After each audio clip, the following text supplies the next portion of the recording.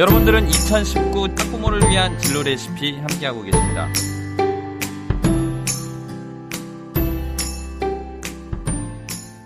네, 두 분 멘토님의 말씀 잘 들었습니다. 자, 이제 또 계속해서 사연 나누고 싶은데요. 다음 사연 사모님께서 제가 읽어드릴게요. 안녕하세요. 저는 고등학교 2학년 학생을 둔 학부모입니다. 저희 아이는 공부를 아주 열심히 합니다.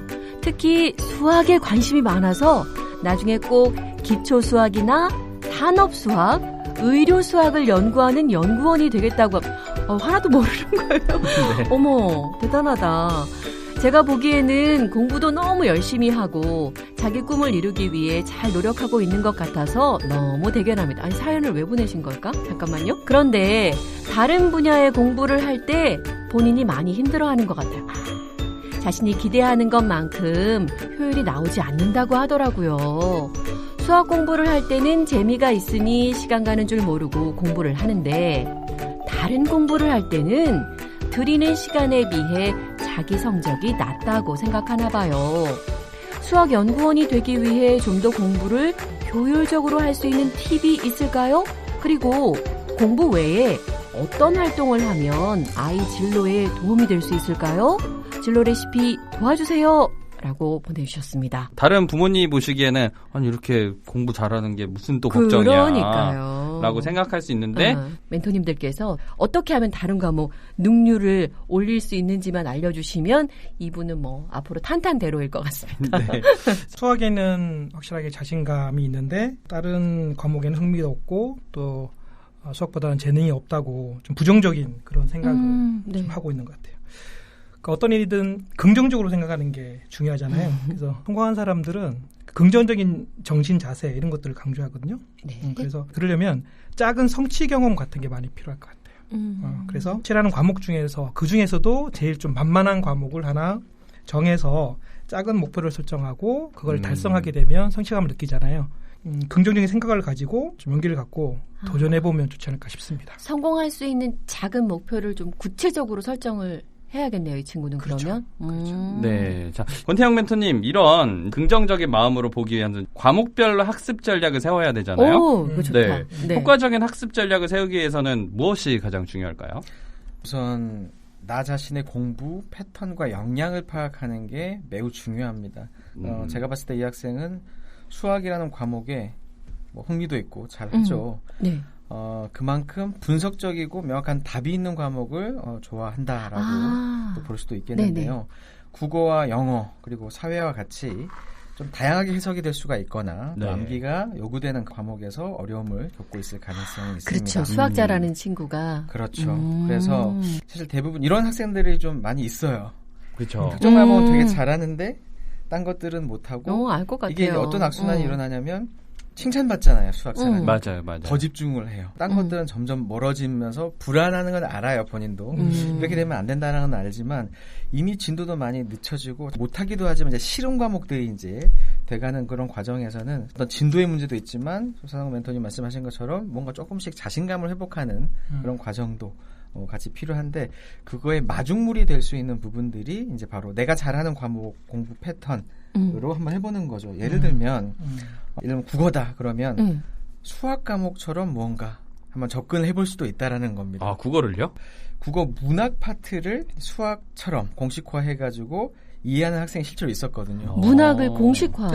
네, 그러니까 예를 들면 뭐 시의 운율인데 사실 복잡하죠. 그것도 뭐 외제율, 내제율이 있고 음수율, 음보율이 있고 이제 뭔가 복잡한 거죠. 그래서 수열과 관련해가지고 나름 그런 거 한번 해봤어요. 이렇게 얘기를 해요. 물론 사실 이거는 제가 봤을 땐 근본적인 해결책은 될 수는 없습니다만 저는 그래도 얘가 하구나 이렇게라도 뭔가 그렇죠. 그리고 해보려고 시도를 했구나. 그렇죠. 그리고 본인이 이걸 못한다라고 했을 때 실제 그 역량이 과연 없을까? 이게 아닌 경우가 제가 봤을 때 훨씬 많아요. 가장 그 자기가 싫어하는 과목에 대해서의 그 학습의 문제점이 뭐냐면 공부를 안 하는 겁니다. 맞아요. 그런 측면에 있어서 내가 좀 잘하고 좋아하는 방식으로 시작을 해본다라는 것도 한번 고려해 볼 만하다라고 말씀을 드리고 싶습니다. 이런 경우 공부를 이렇게 좀 코치해 주려면 어떻게 말하면 좋을까요? 아이한테? 구체적인 방법 같은 거를 네네. 알려주면 좋을 것 같은데요. 네. 네. 실제로 이제 중고등학교 학교에서 학생들 대상으로 메타인지 학습 코칭 프로그램 이런 것들을 이렇게 해요. 학생들이 가장 좋아하는 그 학습법이 카드 학습법이에요. 카드 학습법. 네, 그래서 내용들을 카드를 활용해서 간단하게 할 수 있는 건데요. 네. 오늘 이제 이거를 좀 알려드리려고 합니다. 네. 그래서 메모해야 할 거예요. 그래요? 준비하시고요. 귀를 쫑긋해요. 일단은 뭐 용지가 준비돼야 되잖아요. 카드 네. 형태. 그래서 네. 좀 쉽게 할 수 있는 방법은 A4 용지 하나를 구해서 그거를 가로 세로 3번을 접으면 8면이 나오거든요. 네. 네. 그래서 그거를 이제 잘라서 그런 용지를 좀 한 10장 정도 준비한 다음에 카드 플레이를 쓰는데 1단계는 뭐냐면 일간 카드 플래너거든요. 일간. 매일매일 쓰는 거. 네. 그래서 카드 한 장을 준비한 다음에 이게 이제 앞뒤가 한 세트예요. 앞뒤가. 네, 그래서 앞면에 맨 위에 이제 날짜를 쓰는 거죠. 몇 년, 몇 월, 며칠, 무슨 요일 이렇게 쓰고요. 그다음 밑에 뭘 적냐면 숙제 포함해서 공부와 관련해서 해야 할 일을 한 3개 정도 적는 거예요. 3개만? 그러니까 3개 이상 넘어가면 부모님의 욕심이 갑자기 그러니까 부담스러워지고요. 그다음에 실천율이 떨어지면 아까 제가 작은 성취의 그 경험이 중요하다고 했잖아요. 네. 그러니까 자기가 충분히 할 수 있을 정도가 보통 3개 정도예요. 그래요. 네. 그리고 여기에는 우리 시간표상에 정해진 이런 것들은 빼고 뭔가 배운 거를 스스로 익히는 그런 거에 관한 숙제 포함해서 내용만 적기 때문에 3개 뭐 이상 나오는 경우도 많지는 않더라고요. 그래서 너무 욕심 부리지 말고 3개 정도 이렇게 하고요. 여긴 중요한 거는 그 일을 몇 시부터 몇 시까지 할지를 시간을 명시하는 게 중요해요. 그리고 어떤 과목, 어떤 부분으로 할지 그거를 구체적으로 좀 적고요. 그리고 끝에 항상 평가를 위한 빈칸을 두는 게 포인트. 평가 맨 밑에. 아니 항목 옆에. 항목 옆에. 네. 평가를 위한 빈칸을 이렇게 두는 게 필요하고요. 네. 그래서 이 계획은 언제 세우는 게 제일 좋을까요? 매일매일 아침에 계획. 일어나서 밥 먹고?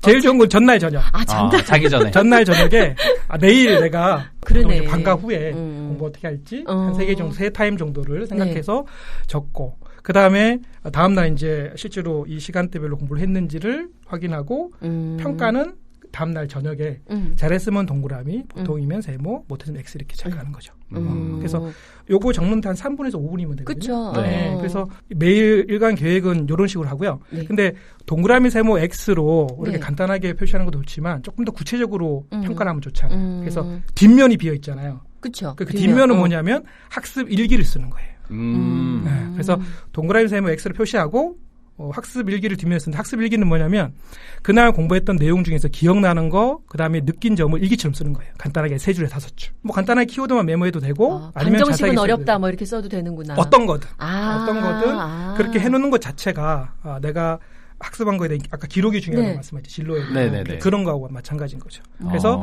앞뒤를 한 세트로 해서 학습 계획 세우는데 한 3분에서 5분, 일기 쓰는데 3분에서 5분. 하루 10분 정도면 매일매일 일간 학습 플래너를 쓸 수 있는 거죠. 그 다음에 이제 우리가 일주일에 한 번씩 주간 플래너를 해야 되잖아요.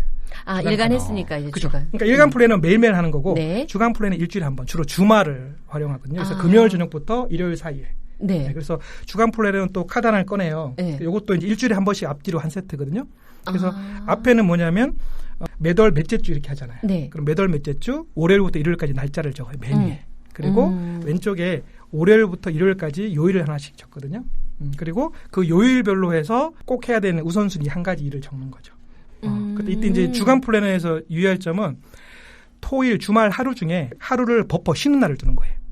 우리는 보통 매일매일 뭔가 계획을 세우면 잘한다고 생각하는데 그게 아니고 사람이 왜 한 치 앞도 모르잖아요. 그렇죠. 빼놓고 못한 거 그렇죠. 그래서 그 하루 쉬는 날은 주중에 잘했으면 자유시간 뭐 보상으로 삼고 못했으면 보충하는 시간으로 그렇게 하고 그 다음에 이제 뒷면은 주말에 마찬가지로 주간 학습일기 쓰는 거예요. 그 일주일 동안 공부한 내용을 되돌아보면서 기억나는 거, 느낀 점을 일기처럼 한 3줄, 5줄. 근데 그 다음에 이제 월간은 또 매월 한 번씩 쓰고 앞면에는 뭐 첫째 주, 둘째 주, 셋째 주, 넷째 주, 다섯 주 이렇게 해서 주간 간단한 계획을 메모하고 뒷면엔 뭐 월간 학습. 월간 학습. 그다음에 시간 많이 걸리겠어요. 1년 이런 식으로. 그러니까 우리가 플래너에 쓰는 일반적인 계획표 양식을 카드로 간단하게 하는 거예요. 근데 이게 장점이 뭐냐면 공부를 잘하는 학생이든 못하는 학생이든 일단 부담이 없어요. 그러니까 아이들이 플래너에서 찌를 어려운 게 뭐냐면 일단 양식이 복잡하고 써야 할 게 너무 많다는 거예요. 근데 카드는 뭐 한 줄, 두 줄 써도 되고 한 줄만 쓰라고 그러니까 일단 부담 없어요. 그러니까 쉽게 할 수 있고 결국 자기도 학습은 계획 실행 평가가 중요하다고 보거든요. 근데 이 간단하지만 카드 플랜을 매주 씀으로써 그 플랜 굿이라고 그러는데 계획 실행 평가하는 습관을 기를 수 있어요. 이게 결국은 자기학습 능력을 키우는데 가장 중요한 부분인 스스로 거죠. 계획을 세우고 네, 지금 플래너를 다른 그쵸. 과목에서 조금씩 적용해보고 눈에 그쵸. 보이는 걸로 또 내가 변화하는 게 느껴진다면은 그렇죠. 작은 정말. 목표를 다른 네. 과목을 세웠는데 이루어지면 좀 자신감이 붙을 수 그렇죠. 있을 것 같아요. 네, 네, 좀 성적도 음. 그리고 또 실력도 향상이 되지 않을까라는 생각이 듭니다. 이제 어느덧 맞춰야 될 시간이 거의 다 돼서 저희 진로 레시피의 공식 질문 두 분의 멘토님에게 드려보도록 하겠습니다. 먼저 우리 권태형 멘토님에게 여쭤보도록 하겠습니다. 권태형 멘토님이 생각하시는 진로 교육이란? 진로 교육은 이벤트가 아닌 과정 교육이다. 일회성 체험 위주, 정보 전달 위주가 아닌 학생 스스로의 소질과 적성을 일상 속에서 키워가는 것이 진정한 진로 교육이라고 생각합니다. 소소한 흥미와 관심으로 시작해서 진로 독서, 자료 탐색, 영상 시청, 그리고 체험 등으로 지적 호기심을 확장해 가고 또 그것을 잘 기록해 놓는 것.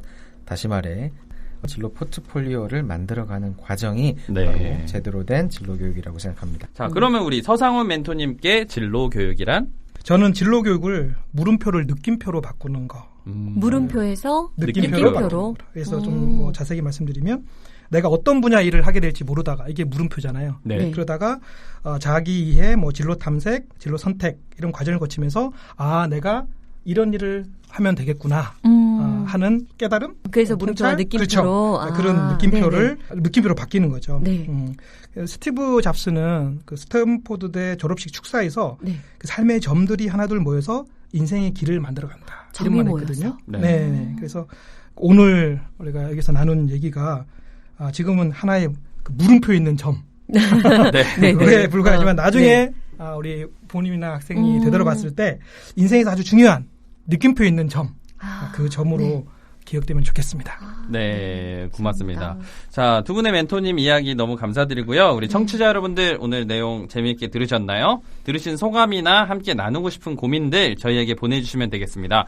보내실 곳 jinrohelp 진로헬프@naver.com을 통해서 의견 남겨주시면 되겠고요. 추첨을 통해서 소정의 상품을 드리니까요. 의견 많이 보내주시길 바라겠습니다. 자, 학부모를 위한 진로 레시피 2019 오늘 방송 여기까지고요. 함께해 주신 두 분의 멘토님 너무 감사드리고 저는 MC 김지윤이고요. 저는 성우 엄현정이었습니다. 자, 오늘 다 함께 인사하도록 하겠습니다. 여러분 안녕히 계세요. 안녕히 계세요. 서로 다르지만 같은 행복한 미래를 꿈꾸는 우리 자녀와 학부모님을 위해 가정에서도 자녀와 함께 진로를 이야기하는 방법을 알려드립니다. 안녕하세요. 이상동몽입니다. 오늘은 방송에서 소개된 카드 플래너 만드는 방법을 정리해 드리려고 해요. 먼저 카드 플래너를 만들려면 A4를 3번 접어서 8칸으로 만들어주세요. 그럼 작은 카드 8장이 나오겠죠? 이제 이 카드 한 장이 나의 하루를 계획하는 일일 플래너예요. 앞에는 날짜와 실천하려는 계획 3개를 적어주세요. 예를 들어 2019년 11월 5일 진로 레시피 방송 듣기, 자녀와 함께 커리어넷 진로 심리검사 해보기, 자녀와 함께 우리 지역 수학체험관 찾아보기. 이렇게요. 뒤에는 계획을 실천한 후 느낀 점을 간단하게 적어주세요. 여기까지 참 쉽죠? 그런데 이걸 언제 하면 좋을까요? 계획 세우기 바로 전날, 그리고 계획을 실천한 그날 바로. 예를 들어 11월 5일 계획은 11월 4일 저녁에 세우고 11월 5일에 실천한 느낌을 그날 저녁에 기록하면서 다음날 계획을 또 세워보는 거죠. 그리고 중요한 건 부모님께서도 자녀와 꼭 함께 해보세요. 그러면 카드에 자녀와 함께 했던 경험들을 기록해보는 진로 포트폴리오도 자연스럽게 이어질 수 있을 거예요. 그리고 기록을 같이 꺼내보면서 자녀와 함께 질문과 설명을 주고받으신다면 자녀의 꿈과 진로, 그리고 학습을 연결하는 고리가 자연스럽게 찾아질 겁니다. 그럼 오늘부터 바로 자녀와 함께 카드 플래너와 카드 진로 포트폴리오를 만들어 보세요. 저도 실천하며 다음 시간에 다시 찾아올게요.